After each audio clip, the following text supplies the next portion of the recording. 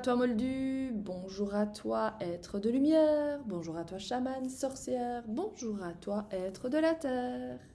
Bienvenue dans les lundis avec Marie. Cette semaine, je vais te parler des petits couacs.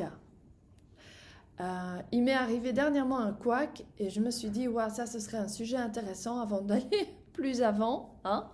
Ce sera le sujet du jour. Mais dis-moi, comment vas-tu? On est en février, première semaine de février. Comment vas-tu avec toutes ces semaines de janvier où tu t'es reboosté, où tu t'es vivifié, où tu t'es préservé, où tu as brillé?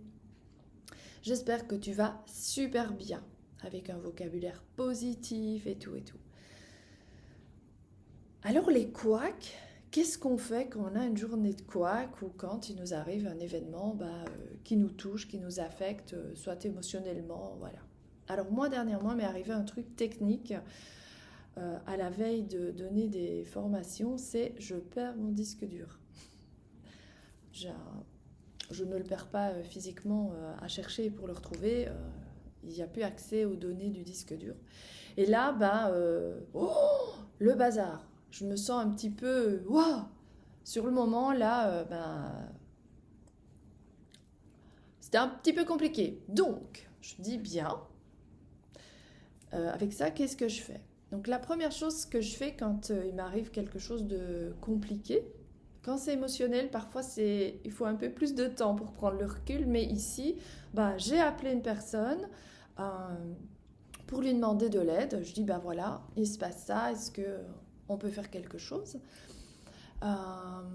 Et donc cette personne-là n'était pas disponible tout de suite, on m'a rappelé pour me donner des infos plus tard.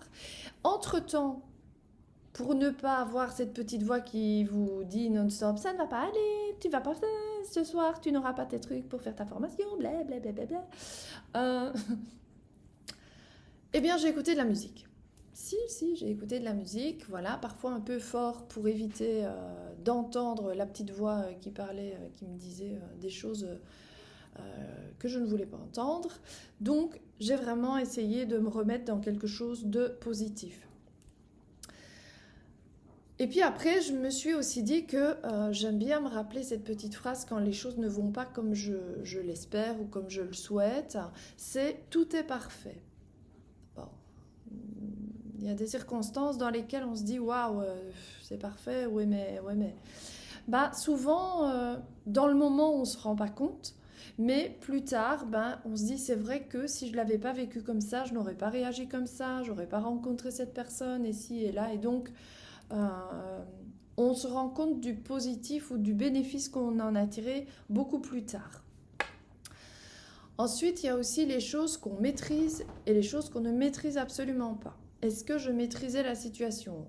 Pas vraiment, j'avais pas les compétences pour, donc c'est pas la peine de me prendre la tête et me torturer pour quelque chose que je ne peux pas résoudre.